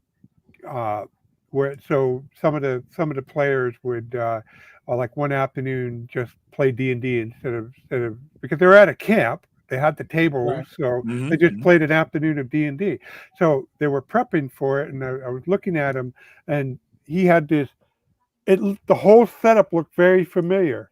As a GURPS player, it looked very familiar because he was sitting there tallying point totals and flipping for the book for option. I thought you guys were playing AD&D. And I said, yeah, we are. Why are you doing blah, blah, blah? And it's like, oh, yeah, see? And he showed me skills and powers, and I flipped through the book, and I said, oh, my God, this is like a weak-ass version of GURPS. Not. If you're going to do this, use GURPS. It's done better. Was that 3.5 or 3.33? Was that third? No, that was AD&D 2E, but with skills and powers. Oh, I think that happened. That I think I reached a point, and our stuff was all homebrewed. So I guess I'm like thinking to myself, when did that come out? Because I don't think we used about 96 or so. Oh, 96. No, we played all. So that was after high school our group didn't play until. Actually, we didn't start playing again until about 4 years ago, where I started running games online with them. So I missed that whole era of complexity, I guess. Yeah, well, 3.0 was basically one of the things people said about 3.0 when it first came out. It was skills and powers done right. Because skills and power actually had point costs that you tried to balance your class with. And your character build with, and then they simplified that in 3.0, but they still had with feats and prestige class and being able to take a different class every level. You still had that modular build your character as you progress that skills and power tried you, but it was a lot more approachable. And I agree, they did a good job with 3.0 if that's what you're going to do. Yeah, if you stick with 3.0, we did because we couldn't afford 3.5. So, and we're like, well, what's the difference? And it didn't make much sense. I didn't understand why to upgrade, so we just kept playing 3.0. And honestly, if you did 3.0 without any splat books, it still is a solid system. It makes sense. It's not as complicated as 3.5 made it. Right. It didn't get into all the other weird ass actions and things you could do. And the spells were more simplified, I think. I played a lot out of it. I played a lot out of it with Neverwinter Nights. A friend of mine made a server, and I helped run the server. So we ran it with like a MMORPG, and so I would hop on and play around with character builds, and soon I got good enough that I could solo every monster. And my friend, the guy who ran the server, got pissed off that I was able to kill this uber dragon that's supposed not to be able to be soloed. So he would tweak the dragon, and I would figure out another way of beating it, mostly by finding another magic item that would complement how my character was built. I think it's other than I wish they didn't go 3.5, but 3.5 was baked in. Monty Cook said that. I think they knew as soon as 3.0 was released that 3.5 was coming. And so it automatically had its break coming into the system way later. That broke the third-party market. Yes, it really did. It utterly broke it. Yep. Yeah, the V20. It needed to be broken. There was good stuff we lost. Mm-hmm. Oh God, what was it? There was a setting with dragons in space. I forget what it was damn well called. Spelljammer? No. No, It was this a was a third third party. party setting. It was actually really good. I got a few. Dragon Star? No. It could be Dragon Star. It was actually pretty good, Huh. but things like that, when it goes from 3 to 3.5, Yeah. they just lost. They didn't make the transition. But it Yeah, if also you want to know why Mongoose, Green Ronin, and who's it? It's Mongoose and Green Ronin, and who's the other big survivor? Oh, Goodman Games. Well, not Goodman Games, no, because they just switched it. They were Well, making Paizo. modules. Paizo, Rob. I mean, they survived. No, Paizo was running Dragon Magazine and publishing Van. It was different for people who focus mostly on publishing Adventure Path and Adventure. But basically, Green Ronin and Mongoose, that the whole D20 glut and its fallout Yeah. is what set them on the current course that they followed through the day. Which is not doing anything related to Wizards of the Coast stuff, basically, right? Yeah, I mean, yeah. Green Ronin did 220 for a while. Yeah. Then Mutant and Mastermind became their bread and butter for a long time. Mhm. Mongoose, started branching out, and I think they eventually got into RuneQuest. They got into Traveler. Did AEG survive? They were another big third edition back then, weren't they? Oh, you know what? I didn't. They did 5 rings, right? I don't know. Now I have to go to my hard drive to see. I think they gave it a try, but unlike Mongoose and Green Ronin, they didn't survive to the present. Interesting. Alderac Entertainment Group. Yeah. They're still around. Yeah. Hey, are they? Okay. Yeah. Okay. You know who didn't survive in any real way is Hackmaster. I mean, remember them? I thought they were going to do something They're good. still around. But they're not really. You got to know that they're around. You got to know them already to know they're around, right? I mean, you know? No, they kind of just focus on publishing Knights of the Dinner Table. That's their bread and butter. But here's the thing: if people don't realize it, Knights of the Dinner Table are it's a full gaming magazine, because after you get through the comics, there's a back section where they do reviews, and they focus mostly on Hackmaster, but they talk about gaming stuff. Like you would in Dragon Magazine. You know, I just found it's another like the reverse of that. Then it's like the comics up front, and then all the other stuff in the back. Yeah. You know, I'm looking in my hard drive here with the things that the PDF fairy dropped off at one point or another, and I see Mal Havoc Press. They had that Swords and Sorcery one, and I randomly pulled up a book, and it's the Book of Iron Might by Mike Merles. Who the hell knew? You know, when he was doing D20 shit back then. You know, that was a decent one though. I like Mongoose was a decent one. I'm just going through here to see all the names of the companies that are like, oh, are they around anymore? You know, but yeah, there's a lot. There was some decent stuff. Green Ronin, they were big. Green Ronin, they put out some decent stuff. No, Necromancer Games was harmed by the transition because, first of all, it kind of delayed the Wildlands project, which was going to be 3.0, but then they had to switch to 3.5, and they just never were. To me, I could be wrong, Eric, but they were never gun ho for publishing RPG stuff after the transition. Well, Necromancer, you have to remember that was also what was it, Peterson? Yeah, Clark Peterson. Yeah. He was the judge. He was a douche. I remember. He was. That's how you really feel, Joe. Yeah. He was half of Necromancer, and he got into some judicial issues because of his publishing. Really?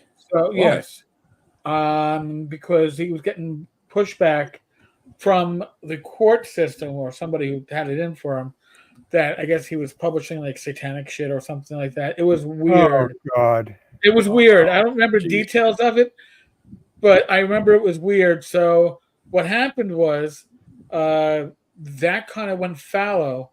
Frog God then became a company with Bill Webb and a few other partners, and that was kind of like in the tradition of Necromancer. And then Bill was able to buy out his old partner and get all of Necromancer back under Frog God. It's now an imprint or a sister company or some shit like that. So Ren Z, can I get a whoop whoop, fellas, for hot women? We No. could always get hot women. I mean, that's a That's whoop. a Yeah, bot. but dude, we're in our 50s, and we don't do whoop whoop. Is it a bot? I don't It's a know. bot. Yeah, Is it's just somebody that jumps in and creates chaos. All right. Yeah. Yeah. Can, we, Yeah, can you boot him, can Eric? boot I don't know how him. to You'll be boot all him. right. Oh yeah. Ban user and delete comments. You could do that if you right click on the dude. Yeah. It's interesting. I've There never we had go. to do that before. Yeah. He's come in before. I am not a Usually bot. gets bored. I am not a bot. You are a douche. Okay, when you come You're a in and you douche bot. spam the comment, you don't have Yeah. to be a bot. Yeah. You can just be Just a douche bot. Yeah, you're a douche bot. a douche bot coming. There we word. go. It's like a song, douche bot, baby. Oh, sorry. I'm really showing my age. I actually saw them in Central Park when I was younger, but in any case. Oh man, yes. Poogly, you're not a cat? Well, that's good. Then you won't get eaten. I am not a Certain cat. locations. God, that was the greatest fucking video. Did you guys remember? You know what he's talking about? Any legal No. adjacent. There was this fucking early COVID thing where people trying to figure out Teams and all this or whatever thing that they were using. Microsoft Teams or Zoom or whatever. And there was this one lawyer. He was from down south. Had an accent. That's all I could say. I don't know where he's from, but he had an accent. And he was older. You could tell. And I guess he got on there, and one of his kids or his grandkids was fucking with his filters. And so he goes into court. He's in an actual court proceeding. Oh God! Now I remember this. Yes. And he has a bunny face or no, I'm a cat face. And he's like, I am not, Your Honor. I'm sure I am not a cat, Your Honor. And he's like freaking out, trying to fix this. And the cat thing is perfectly lip synced. Oh, it was amazing. It It was amazing. Everybody who's anything adjacent to law, a legal profession, saw that and laughed their balls off because we all know that guy. We all know the 75-year-old lawyer who should have retired a long fucking time ago. You know what I mean? Who's got 3 cases a year, but he just to keep his his hand in it. Gotta keep my hand in it. I should have put some money in some into some IRAs when I was younger. Like God, I was living the high life. Yeah. Now I got to work in my 70s. He was a baller. Now he's just bald. Yeah. I just pulled up the. Now, Paul, you're originally from this area, right? But you moved to somewhere not this area now. I grew up in Brooklyn. Yeah. Till I was 13. Yeah. And I got a family of cops. My cousin was a cop. My uncle was a cop. There in New York City. Yep. And yeah, so I lived there till I was about 13. Wound up moving to Florida for several, almost 20 some odd years, and then been living in Alabama here for a little over 20 years. So, bottom line, if you got relatives up here, dude, you better crash with them and come up to ShireCon with us, man. That's what I'm saying. Yeah. I mean, it ain't that hard, ain't that far. My last relative just moved down to my cousin. Just moved to Tennessee, so he's son of a bitch. Son of a bitch. Did Eric? Did you get into it with Tom about moving a location to a hotel-based thing? Listen, we can have that conversation in person. Yeah. I'm just pulling up the schedule of what we're doing. I'm playing in a game with you, dude. I'm playing in the Emerald Mines of Amalorn. Oh, that is Saturday, 10 a.m. to 13:50. Was that 1:50, almost 2 p.m. So a 4-hour game by Ian McCarty. Oh, Ian McCarty. Yep, he's running it, and it's going to be John Camarada. You. Great. I imagine one of them is Rachel because you got right. I'm thinking the way it came up. Okay. Yeah. And then Matthew, and then me. Yeah, so we got 5 players. And I am running Tomb of the Iron God. Tom did me a solid. I was too late to get my event submitted, but he let me get one in there anyway. So I figured I just got the news, Swords and Wizardry stuff, and got 2 books now because he was cool. Matt Finch is a cool dude. And when he saw my unboxing video and he saw the dented book, Tim style, though he sent me a new one just for the fuck of it, So that was cool. So I got one for the players and I got one for the DM now. So that worked. That's a good. What time are you running that game?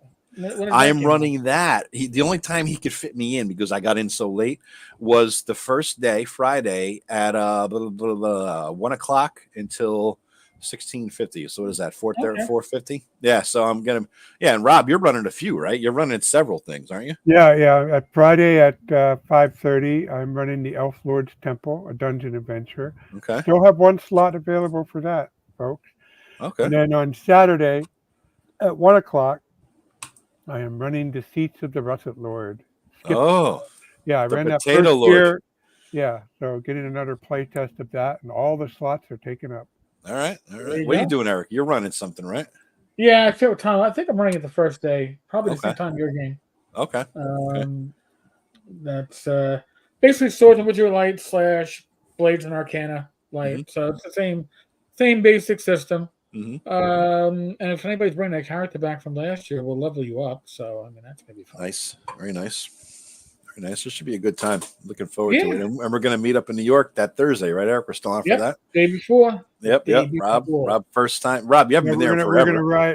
gonna arrive there Wednesday evening, right? Yeah, Wednesday. Yeah, because I'm working Wednesday, so you get there after my work hours, basically. You know what I mean? Yeah, We'll be good to it'll go. be after 5 o'clock. I'm pretty Yeah, sure. that's perfect. That's perfect. We'll get there and then crash here Thursday bright and early. We'll get down there to New York. We'll walk around, hit the Strat. Have Eric any way to get Joe Block and PDM and all the other guys? You think? Joe will probably join us. Okay, that's cool. That's cool. Yeah, I know PDM has school. PDM, yeah. So yeah, he has been everywhere and then some this summer. seems like it. London or wherever, or fucking Japan. Yeah. It's a good life, man. When you got 120,000 fucking subs. Japan, Korea, Ireland. Yeah. He also had a cancer scare earlier. So yeah. He deserves those fucking trips. It's a good guy. Good guy. Yeah, Joe Block. That'd be cool to hang out. And I think Joe's going to ShireCon, I believe, right? Yes, he's a regular. Who the hell? I wonder who the vendors are. I never actually got the. I got a list here. It's going to Do be you? Super Savage System, me, Batting the Attic Games, Okay. Robbie Lava Games, Arcane Sword Press has 2 booths, Okay. a small and a large, and I think this is Joe's company, BRW. BRW. Yep. That's then him. Under the Dice, then Ginger and Geiger and Archer Books, Northwind Adventures, and then the Philadelphia Area Gaming Expo has a large booth. Okay. Oh, all right. Could be a pretty good turnout. Yeah, and a sponsor, we have Unscripted and Unchained. DM Bloodworth is just a sponsor. He is not even exhibiting; it's just a sponsor of it. It's pretty cool of him.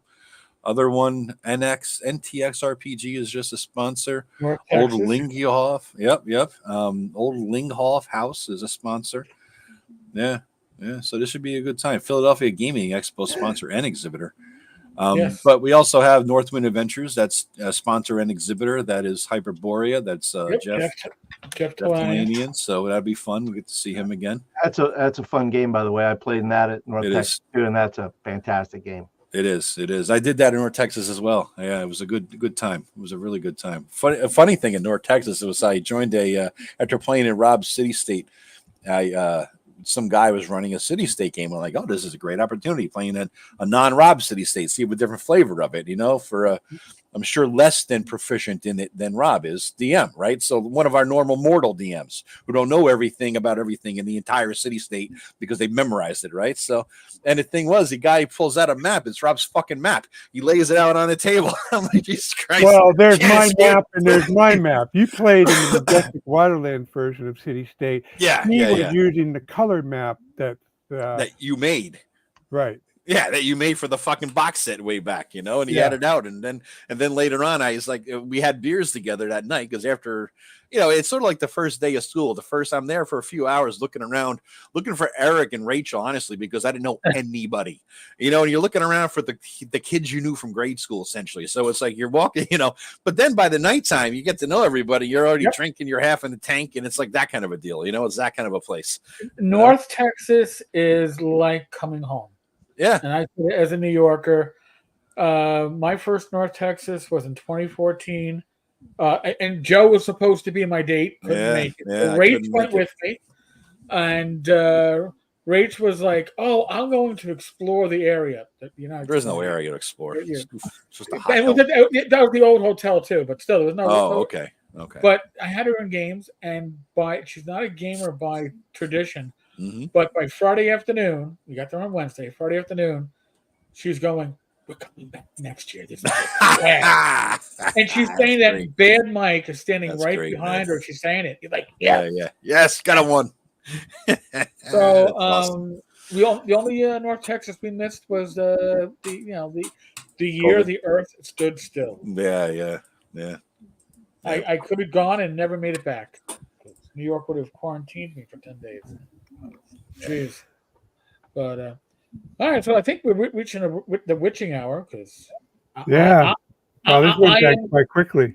Yeah, I am away, which means that I actually can't sleep in all day. I got to do stuff. Eric, I was just thinking though. The reason I brought up again ShireCon was because our next show is the 27th, the night of ShireCon. Oh wow! So we won't have a random party generator that night unless you pull your laptops and whatnot and do it from there. I don't know. But I think we're in games or we're drinking, one or the other. Well, I'll bring my camera just in case. We listen. We love you all. We love you all. If necessary, well, I mean, we could do a Thursday night if we had to. We could reschedule. Then you'd have. Dude, we're going to New York City. Yeah, we'll be in New York. Are we going to be back anywhere? No, you're going to be back before 8. No, probably. We're not just doing that, Rob, Eric, because Rob and Rob wants to go to Complete Strategist. I want to take them both to like the they're gonna like the track. The Strand to want to go to Brooklyn, another bookstore, stuff like that. They want to see. Kellyanne has some places she wants to hit in Brooklyn, so we're going to be like getting home like 11. Oh, you're going to, you know what I mean? Yeah. Never mind. Yeah. I figure if they're going to New York, let's spend the fucking day. You know what I mean? So they don't get there, but once every 15 years. So God bless. Yeah. All right. So then, hey, folks, the next one of these will be a month from. Yeah, unless you bring your setup and do it from there. You did that at North Texas. I would bring it. It's a possibility. Yeah. We can do like when they do the late show or any of those late shows, and you just have a camera pointed out to the open area, and we're just and it's like Mike and I. Really a random party. Just pull people in. Yeah. We did that at Texas that day. I was there. Yeah, I mean, listen, I got my backup mic up here, so I always travels with me. We can make it work. All right, so folks, we'll let you know closer to showtime. Yeah. It'll be a last-minute decision depending on where we are and how drunk we are. Well, we're still going to drive to our room. That's right. Yeah. So we really can't be that drunk. Can't get too inebriated. Yeah. There's no Uber. I will definitely be late because I have a 5:30 start and a 4-hour time slot. So unless it's similar to the group I had the first time I ran the seats. 1 hour. It might. That group took an hour. This just sounds like a recipe for disaster. Yeah. I'm hoping somebody gets the idea to just go live, and you guys are all just 10 sheets to the wind. Mm-hmm. Well, we do that anyway on Friday night. At least me and Eric sometimes, and Rob don't. I'll be the only sober one. Rob's got to drive. Rob's driver. Yeah. No, I don't drink. Listen, thank you to everybody who joined in on the live stream. You guys are great. Flint, thank you for dropping in. Yeah. This is what this is supposed to be. Yeah. I didn't realize when I invited him that you guys never been on with him because we're all in my head. We're all together. You know what I mean? I even shot a message at the Vance to drop in, and he said he may not be able to do it. So yeah. The more the merrier. One day we have to hit the Brady Bunch. Get the whole Hollywood Squares going.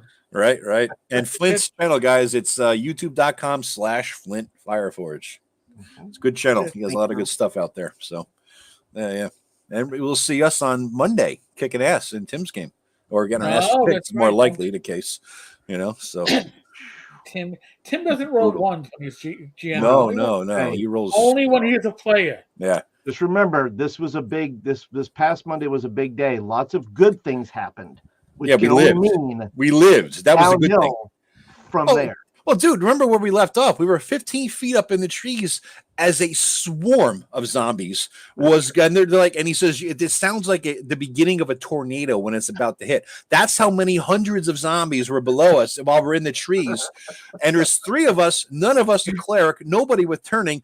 And these are the kind of zombies from that Zombie Z movie where they run 400 miles an hour. So yeah, this is fast or him. slow. That's the No, question. yeah, they're fast and they're running like that's why the wind of the tornado sound because So of the, what level are you guys now? we're like 5th or 6th, right? No.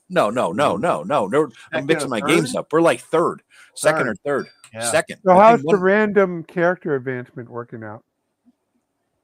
I don't. Shadow Dark, right? Yeah, I don't like. That's one of the things I don't like about Shadow. There's a list of things I don't like about Shadow Dark, but this goes back to something I was talking about once that I was thinking about doing a video on. Is that when you got a good DM, the flaws of the system don't really rise to the level of making you disgusted with the game. And Tim is one of the best DMs. I think we could all agree that we know. And He's so very, very good. So he's you just don't even care about the flaws in the game, because you're just enjoying the shit out of him running. It makes it seamless. He really does. He really does. And he even admitted the first couple he hadn't DM'd on, anybody in 2 years. In the first couple, he was a rusty. And I didn't think so. But now as I see him in his 5th or 8th game, whatever we're up to now, he's flying. And now I see, okay, now I know what you're talking about in terms of feeling rusty because the game is kicking ass, so. Yeah. So for those listening in, I'm also running a campaign, a 5e campaign on Monday. 5e because I'm a nice guy, and my 2 friends, Josh and Dave, wanted to play 5e. So fine, but I'm using it to play test. Most of you will be happy to hear I'm using to play test Majestic Fantasy Realm, and I'm getting closer. I'm still working on the last map, but I'm halfway through layers, and after I'm done with layers, it's just getting the settlements done. And I'm using this campaign to play test actually one of the major cities, getting that fleshed out. So that would be done sooner than later. Cool, man. So it's going to be a few weeks before I can get anything, before I have a manuscript done, but progress is being made. And it's Joe C from our text chat. Yeah. Every day there's a new hex he describes and sends out to our group there, Yes. Yeah. And my little update in terms of who's running what is we have one guy, Dwayne, he stopped playing in my Saturday game. That left just my brother and my friend Pete. So and it's the starter as a 2-week campaign, but we morphed over into my own RPG rules. They're helping me develop it, running characters and flesh out the system, which is cool. So, but when Dwayne dropped, it's like, you know what? Rather than have everybody run a couple characters and this and that, why don't we just pause? I'll keep writing. So and it frees up my Saturdays. I've not had a Saturday free. I've not had every Saturday free, put it that way, that I can count on in years. It must be 5 or 6 years. It's always been either Saturday or every other Saturday a game. So I kind of like the freedom of having Saturdays off. So we just spend it writing, keep going on it. So there you go. Yeah. So I'm just running. The only game I'm actually running now is the 2-week game for you guys, which we're playing on Tuesday. Hopefully. Yes. I had to miss it last time because of fucking COVID. But that's okay. No apologies necessary. Yeah. I had it 4 times. 4 times. Every time you get it. It was it wasn't as bad the second time as the first. Yeah. Second time. I've had it twice. The first time I had that long COVID shit going for about 4 or 5 months. Wow. Sleeping 12 hours a day. Wow. And still feeling like that brain fog. Yeah. The second time I was like, all right, it's day 3. Let's go out for a 2-mile walk because I'm feeling it. I hope the vaccine helps me with number 5. So we'll see if that. Because I actually managed to get the vaccine before I got. Because every other time they hadn't updated the vaccine, I got COVID and had to wait months and months until it was almost. Oh, yeah. They have to get the other one. Yeah. Hey, and before we leave, we have to say one last thing. Just for Kellyanne wanted me to let know, but I got it this time because she monitored it like a hawk, and the moment it's available, dragged me in there. Good. One last thing we should definitely do, though, as our tradition just dictates, is fuck Matt Jackson, because he was talking a game. He was going to show up. He might make it. Blah blah. Oh blah. yeah. So I'll be there. Yeah, I think so. Blah blah blah. So I texted him. I said, get your ass in here, man. He go, can't, system crash, blah, blah, blah, blah, blah, work, blah, blah, work, blah, blah. You could always do a live stream in the morning. Fuck you. We're not getting up that early to do a goddamn live stream. Who's gonna Nobody's watch up. a live in the Nobody. morning? Nobody. Yeah, Nobody. Even Australians do it on Easter Standard Time, for fuck's sake. You know, yeah. they just our time. So And also, Yeah. you missed the debate between me and Greg over setting design because he somehow has to go to Aslan and then Road. So Yeah, I he's going will to give Greece. him Yeah. shit if he doesn't visit the Street of Nights where David Trampier got. Oh, you did. Hey, That's why you oh. were sending that picture. I didn't I understand the reference. knew why. I didn't understood get the reference. Yeah, That's cool. he's there. He needs to go to that. He needs to. Yeah, take a get a picture. picture taken, man. That's cool. That's cool. See, this is very random, folks. Very random. Yeah. But next time we should, when Greg's back, I'm interested in that discussion with the system design. That Oh would be yeah, no, good. definitely. Yeah. Again, Flint, Rob, Elvira, everybody in our live audience, thank you so much. Whether you're watching or listening on X, the YouTube, Rumble, Facebook, I even threw Facebook. Oh, jeez. See that? This is my symbol. Inspired by Flint in the last game when Flint held up an AFK sign on his seat. I'm like, oh, I don't have to announce or I'm taking a leak. I just put this up there now, and everybody knows I'm taking a leak. And when it goes away, I'm back. So You're this is taking a page out of Leuven's book. This is Flint We inspired. just See, there it is. There it is. He holds it up when he goes to the bathroom. He puts it in front of his fucking screen. I'm like, that's brilliant. I gotta find one. we are only slightly insane. All right, folks, we're out of man. here. Later, guys. Nice. Be good. Easy, everybody. Bye bye.